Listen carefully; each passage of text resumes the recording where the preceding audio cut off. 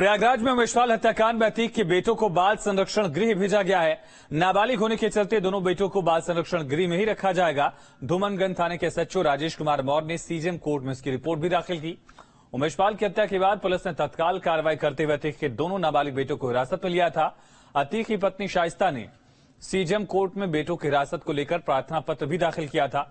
इसके बाद कोर्ट ने धूमनगंज थाने से मामले में रिपोर्ट मांगी थी।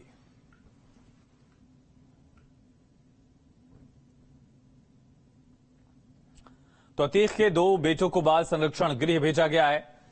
मामले में हत्याकांड के बाद से ही दोनों को पुलिस पूछताछ में रखा गया था, ऐसी बात कही जा रही है।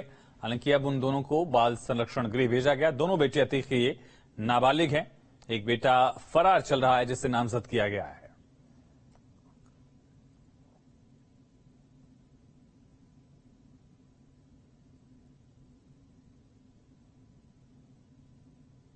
तो इसको लेकर सीजेएम कोर्ट में राजेश मौर्य जो इंस्पेक्टर हैं धूमनगंज के, उन्होंने जवाब भी कोर्ट में दाखिल किया है, क्योंकि अतीक की पत्नी शाइस्ता ने इसको लेकर कोर्ट में प्रार्थना पत्र दाखिल किया था। कोर्ट से ये गुजारिश की थी कि कोर्ट पुलिस से पूछे कि आखिर उसके दोनों बेटे कहां हैं।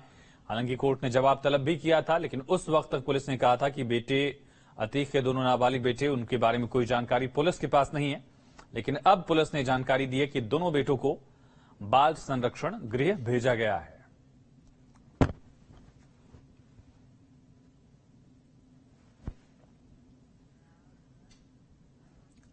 उमेशपाल हत्याकांड के शूटर्स अभी तक फरार हैं। शूटर्स की धरपकड़ के लिए पुलिस लगातार दबिश दे रही है। मामले में ज्यादा जानकारी दे रहे हैं न्यूज स्टेट संवाददाता मानवेंद्र प्रताप सिंह।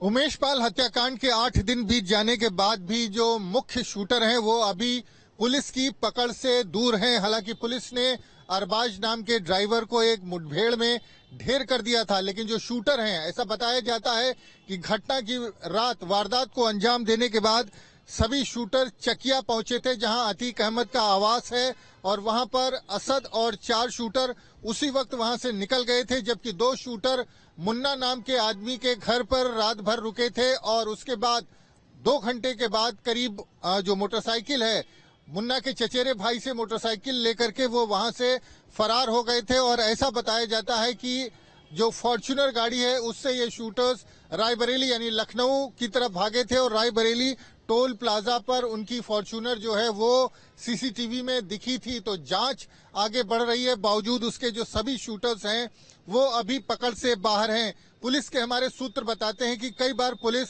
शूटर्स के पास नजदीक तक पहुंची, हालांकि उसके पहले वो मौके से फरार हो गए। और ऐसा कई बार हुआ क्योंकि शूटर्स लगातार अपनी लोकेशन बदल रहे हैं। और जिस तरह से जो सदाकत नाम के मुख्य साजिशकर्ता की गिरफ्तारी हुई है, उसके बाद तमाम जो हाइडआउट्स हैं, जो शूटर्स के तमाम ठिकाने हैं, वहां पर भी पुलिस पहुंची थी। बावजूद इसके शूटर्स पुलिस से एक कदम आगे चल रहे हैं। और जब पुलिस शूटर्स के पास तक पहुंचती है तो उससे पहले ही वो अपना ठिकाना बदल लेते हैं। तो पुलिस के अधिकारी 10 पुलिस की टीमें और 10 एसटीएफ की टीमें लगातार उत्तर प्रदेश और आसपास के राज्यों में कॉम्बिंग कर रही हैं, एक तरह से कहें कि छापेमारी कर। और इस बात की भी संभावना है, इस बात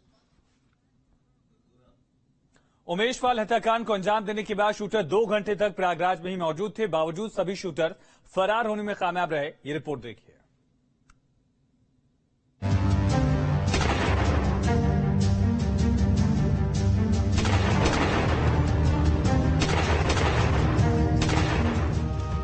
उमेशपाल हत्याकांड में एक और नया खुलासा हुआ है। उमेशपाल की जान लेने वाले शूटर तकरीबन 2 घंटे तक प्रयागराज में ही छिपे थे। उनको प्रयागराज से निकालने के लिए दोपहर में ही बैकअप प्लान में 2 फॉर्च्यूनर गाड़ियां पहुंचा दी गई थी, जिसमें आरोपी भागने में कामयाब रहे। उसी रात 8 बजे के करीब एक फॉर्च्यूनर कार रायबरेली टोल पर लगे एक सीसीटीवी कैमरे में भी नजर आई है। उमेशपाल हत्याकांड में सरेआम गोलियां बरसाने वाले शूटर अभी भी पुलिस की गिरफ्त से बाहर है। लेकिन इस हत्याकांड के बाद से माफिया अतीक अहमद पर मुसीबतों का पहाड़ जरूर टूट पड़ा है। एक तरफ जहां उसकी पत्नी और बच्चों पर केस दर्ज हुए हैं, वहीं उसके गुर्गों पर लगातार कार्रवाई हो rही है। अब हत्याकांड में शामिल शूटर्स की गिरफ्तारी पर सबकी नजर टिकी है। Team news state. प्रयागराज में उमेशपाल हत्याकांड से जुड़ी एक अहम खबर आई। उमेशपाल हत्याकांड में रंगदारी का एंगल अब सामने आ गया है। धूमनगंज में जमीन के बदले उमेश पाल ने अतीक के गुर्गों ने 1 करोड़ की रंगदारी उनसे मांगी थी। इस मामले में उमेश पाल ने अतीक गैंग के 5 गुर्गों पर केस भी दर्ज करवाया था। अब पुलिस इस एंगल से भी जांच कर रही कि कहीं रंगदारी के चक्कर में तो उमेश की हत्या नहीं की गई।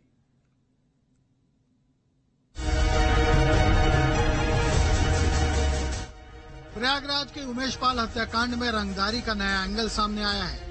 नई जानकारी के मुताबिक प्रयागराज के धूमनगंज में उमेश पाल की एक जमीन पर निर्माण कराने के बदले उमेश से 1 करोड़ की रंगदारी मांगी गई थी।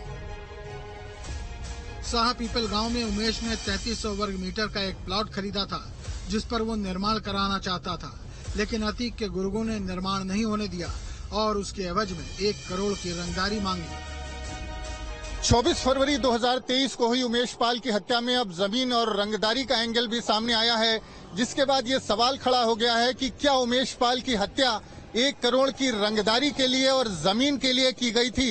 दरअसल हत्याकांड की घटना से ठीक 6 महीने पहले 24 अगस्त 2022 को उमेश पाल अतीक और अतीक गैंग के 4 ज्ञात और 6 अज्ञात लोगों के खिलाफ एक मुकदमा दर्ज कराते हैं, जिसमें वो कहते हैं कि उन्होंने रामदीन की पुत्री गुड़िया से 3300 वर्ग मीटर के आसपास जमीन खरीदी थी और उस पर जब वो निर्माण कराने के लिए पहुंचे तो अतीक अहमद गैंग के खालिद जफर, मोहम्मद मुस्लिम, अबू साद और दिलीप कुशवाहा मौके पर पहुंचे और उन्हें वहां पर निर्माण कराने से रोक दिया। उनका कहना था कि 1 करोड़ रुपए की रंगदारी उनको इस जमीन पर जब तक नहीं दी जाती तब तक वो यहाँ पर निर्माण कराने नहीं देंगे।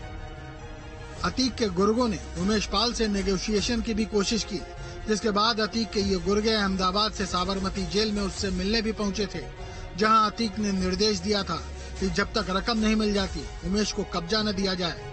उमेश पाल ने अतीक के गुर्गों को रकम तो नहीं दी, उल्टे 24 अगस्त 2022 में धूमनगंज थाने में अतीक गैंग के 5 गुर्गों के नाम FIR दर्ज करवा दी थी।